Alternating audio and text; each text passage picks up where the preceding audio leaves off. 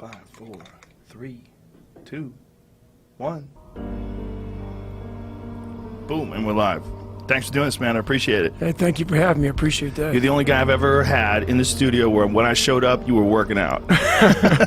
That's what I do, man. That's my life. That's my life. It's pretty crazy, though. I mean, how much time did you have when you got here? I got here about an hour early. Oh, okay. Yeah. Okay. We got a little early. So I got here, shirt off, doing chin-ups. It was hilarious. I didn't get my camera out in time before you saw me. I wanted to take some pictures. Well, maybe next time. Next time. Well, I'll catch you after the show.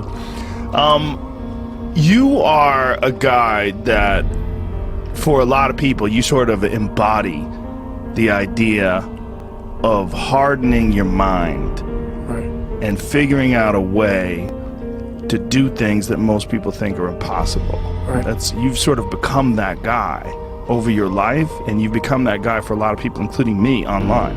We've talked about you on the podcast a ton of times. Right. So having you in here has been it's very exciting to me. I appreciate that. Thank you. How'd you become that guy? You know what? I grew up not that guy. Yeah. So a lot of people put a title on me. They want to, they see me now. They see me now as the guy that with his shirt off who can do 4,030 pull-ups in 17 hours, who can run 205 miles in 39 hours, who can do all this crazy shit. But what they don't understand is they don't understand the journey that it took me to get to this point. And what got me to this point was I was just the opposite of what I am today. I was that guy who ran away from absolutely everything that got in front of me. But not many people knew that. I had two people. Like the real me was like this very scared, insecure, stuttering, got beat up by his dad, all this kind of stuff. And then I built this fake person that walked around like my shit didn't stink, you know? Right. Yeah, so that's kind of how I did it. And through a process of time, I realized that I was lying to myself and lying to people. But it's a fascinating journey, though, because you are that guy now. Right. I mean, you genuinely are a legit badass. Right. And at one point in time, you were a legit terrified person. Yes. So what was the process? Like, how did you step forth? Well, it's a long process. Right. My dad beat the shit out of me when I was growing up. I was the first black baby born in this hospital called Miller Fillmore in Buffalo, New York. My dad owned skating rinks, he owned bars, he ran prostitutes from Canada to Buffalo, New York. My dad was a big time pimp, big time, anything bad about a person, big time hustler. He was American, you know that movie with Denzel Washington? Mm-hmm. He was that, but not that bad. Right. You know, he wasn't that big, but that's what it reminds me of. He was that kind of guy. And beat the shit out of me, the shit out, out of my mom. There was an incident one time when my mom got knocked out on top of the stairs and he drug her down the stairs by her hair. And at 6 years old, I'll never forget this. In my mind, I was always afraid. My whole life I was afraid, but I had this fucking voice, this conscience that would always be battling me, saying, hey, you gotta get up and do something.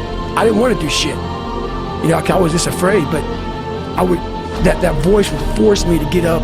And my dad, I tried to beat him up, whatever, at 6, and I get my ass kicked. So this went on for several years. And I have a big time learning disability, because my dad didn't believe in us going to school.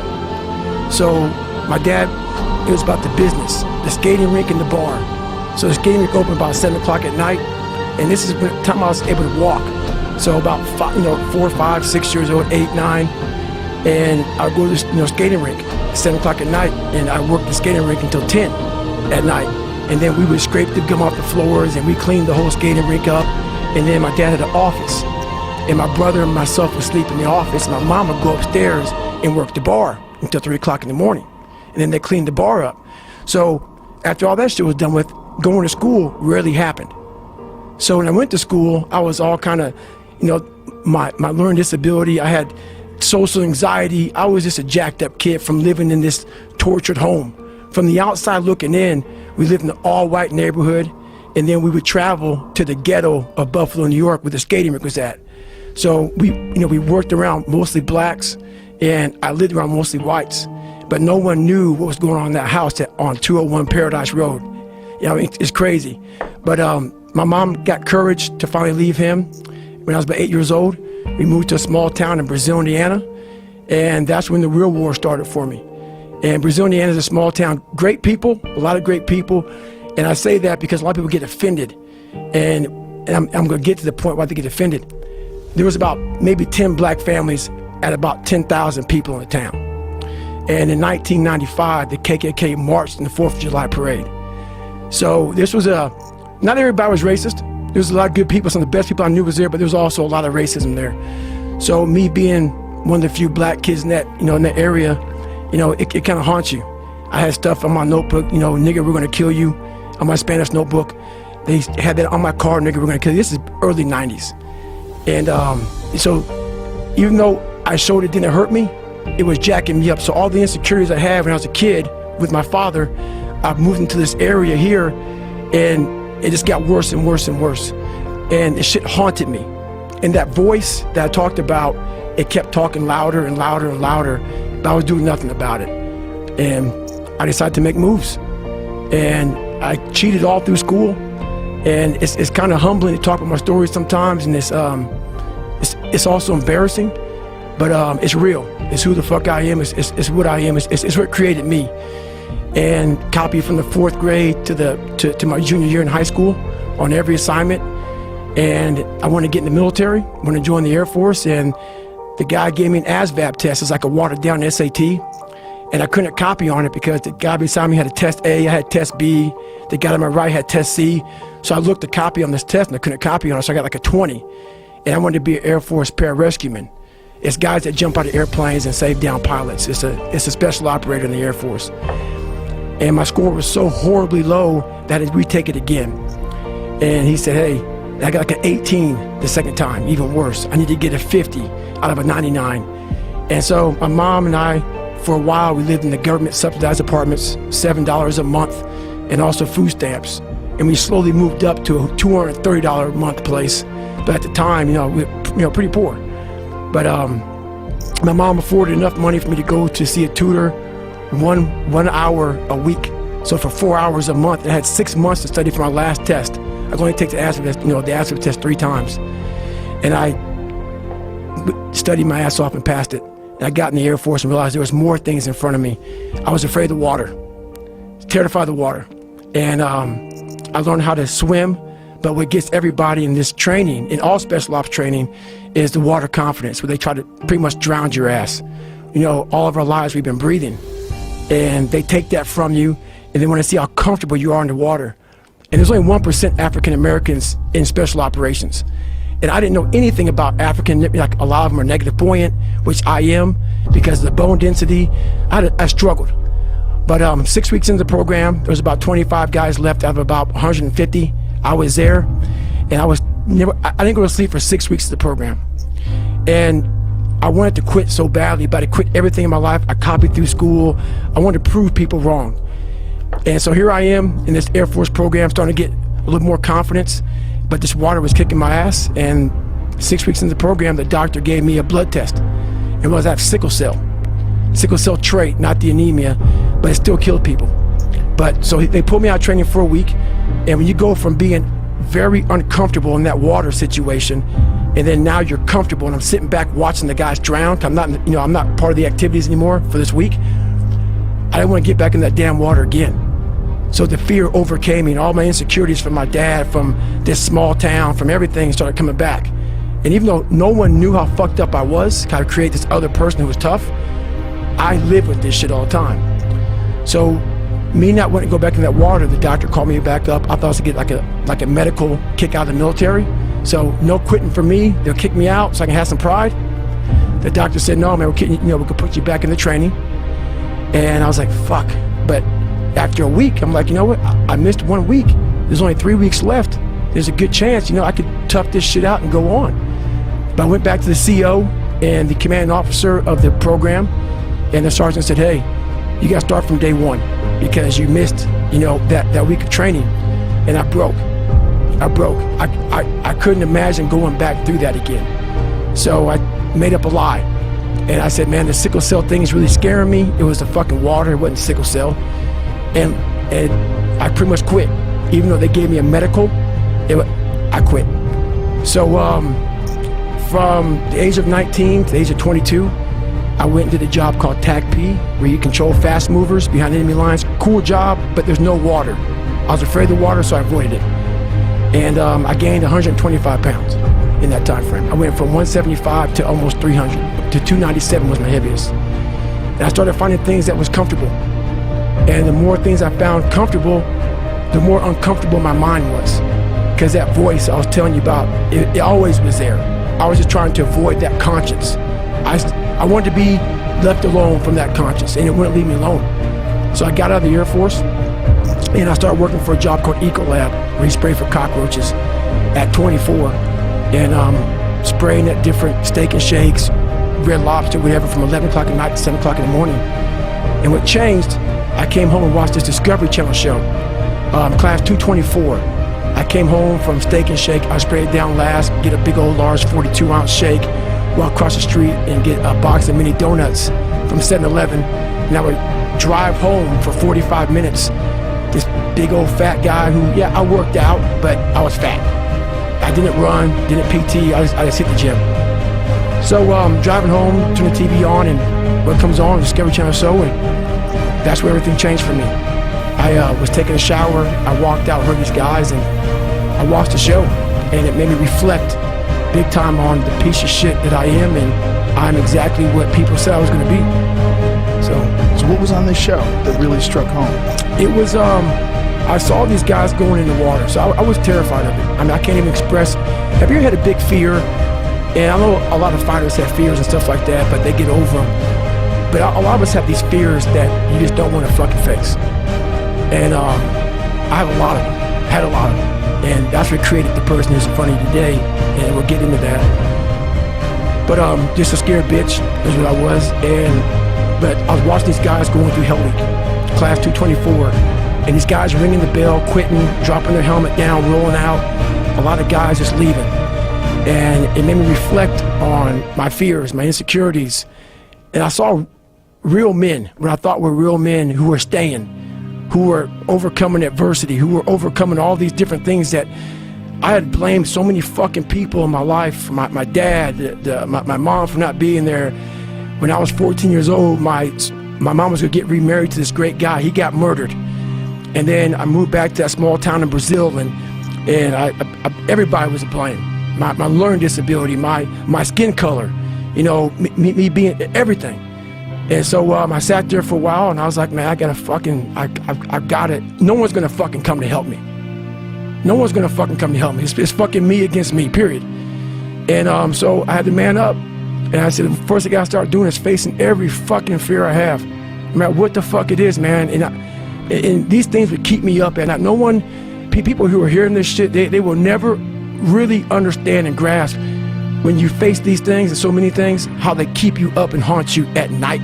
I think there's a lot of people out there that know what you're talking about. I mean, and so that's what it did.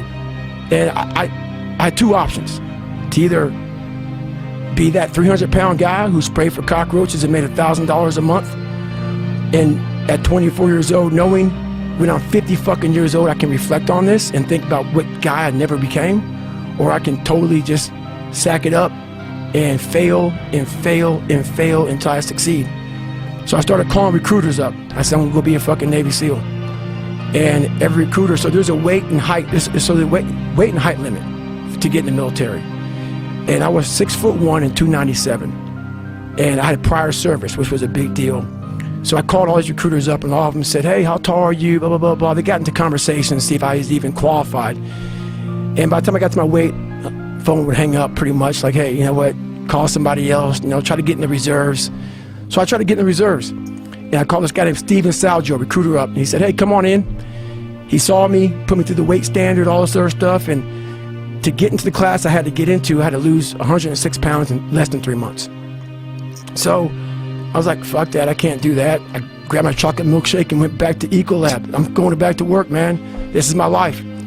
So in this job, you're looking for cockroaches, looking for rodents and stuff like that. And this next morning, or this next night, I went to work, and I don't like cockroaches too much. I hit the mother load of cockroaches. And this restaurant got full of cockroaches and rodents and everything else. And I sat there and I said, this is my life. I said, this is my life. You are exactly who the fuck, this is it. And I said, this ain't gonna be it for me. So in that restaurant, I quit my job, left my canister in that restaurant, my spray canister, got back in my Ecolab truck, and I went home. And I started working out like somebody.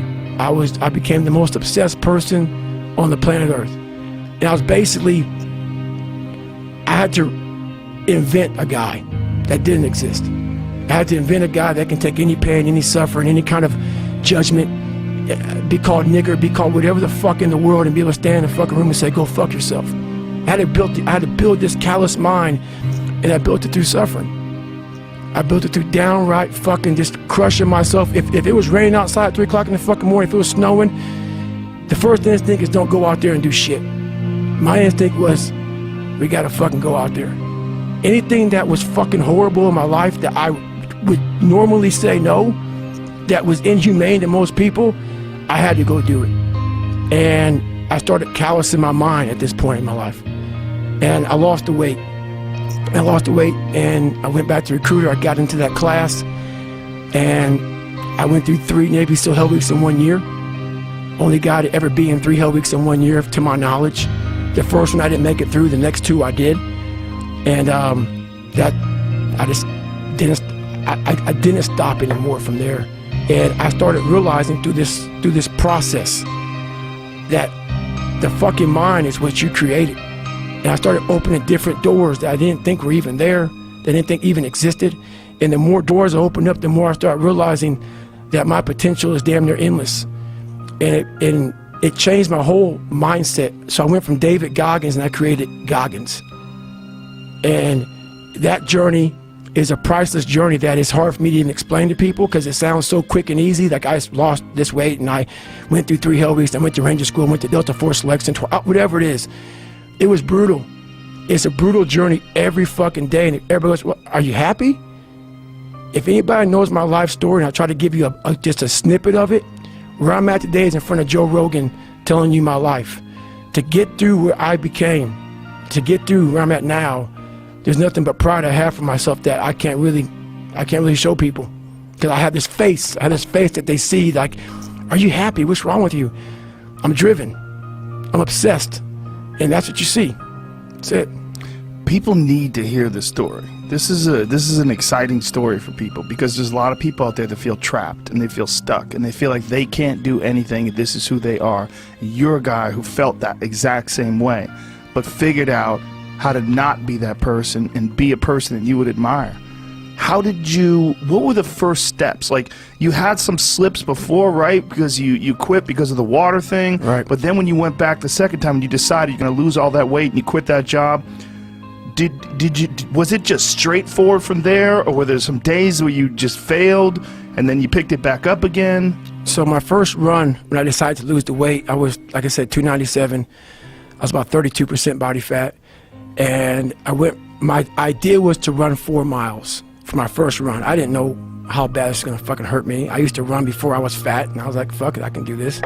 I ran a 1/4 mile and walked home. I walked home and sat on my couch and cried.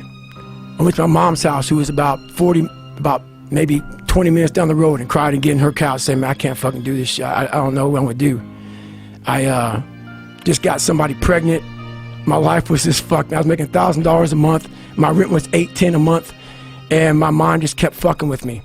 And kept fucking, you're not good enough, man. This isn't for you, man. These guys are the baddest motherfuckers on the planet Earth. You're not that. And what it was, and it's kind of funny, I was obsessed with Rocky. Rocky 1 in particular. And when I was a kid, I'd come home every day and I watched this fucking show, Rocky. And I would fast forward with the little VHS tapes to round 14. Round 14 fucked me up like nobody's business. Why? This song came on, right? So when I broke the pull-up record, I listened to the song for 17 hours. It's 2 minutes and 13 seconds. And I'm able to visualize and dream like nobody's business. And I know that I can create a vision that many people can't. And I work for it. So the vision I had was when Apollo Creed beat the fucking shit out of Rocky, beat the shit out of him, he kept fighting. He was a dumb fighter. Couldn't read, that was me. Couldn't read, couldn't write, just punchy, everything about him. And Rocky Apollo beat the shit out of him. He was in that corner and everybody was saying, stay the fuck down. And him getting up, Apollo Creed raised his arms up in the fucking air, turned around, thought he won the fight. He turns around and sees this guy getting up, and it was the face of Apollo Creed that changed my life. The face of Apollo Creed. It was like, just by that motherfucker getting up, not winning, just by him getting the fuck up, Apollo Creed was champ, he's the best. Rocky had taken his soul, had literally taken his soul. His head goes down, he looks at him like, what the fuck are you? I wanted to be that, not Rocky. I wanted to be the guy that people looked at, I don't care if you like me or didn't like, I don't care, but it said, this motherfucker is gonna keep coming after whatever the fuck is in front of him. I wanted that. I wanted that worse than anything in the world. So that is, I kept picturing me falling down and getting up, and every motherfucker that called me nigger, I was dumb. Even myself, I wanted to feel something besides defeat. I wanted to just go the distance. And that going the distance pushed me to a point of where now I go way past the distance. So you go the first day, you run a quarter mile, and you walk back home, and right. you're upset. How do you move forward? So basically what I did was I came home and I had a chocolate milkshake. I sat down and I gave up. I said, this ain't gonna fucking happen, man. I gotta lose 106 pounds and I can't even go a quarter of a fucking mile.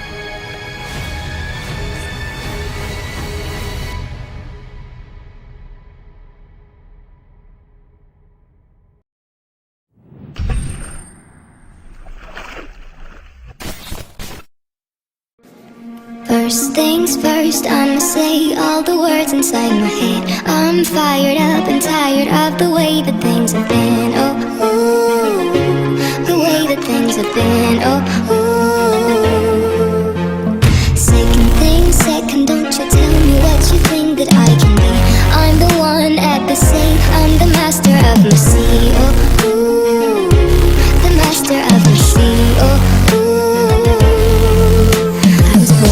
From a young age, taking my soul into the masses, writing my poems for the few that looked at me, took to me, shook to me, feeling me, singing my heartache. From the pain, taking my message from the veins, speaking my lesson from the brain, seeing the beauty through the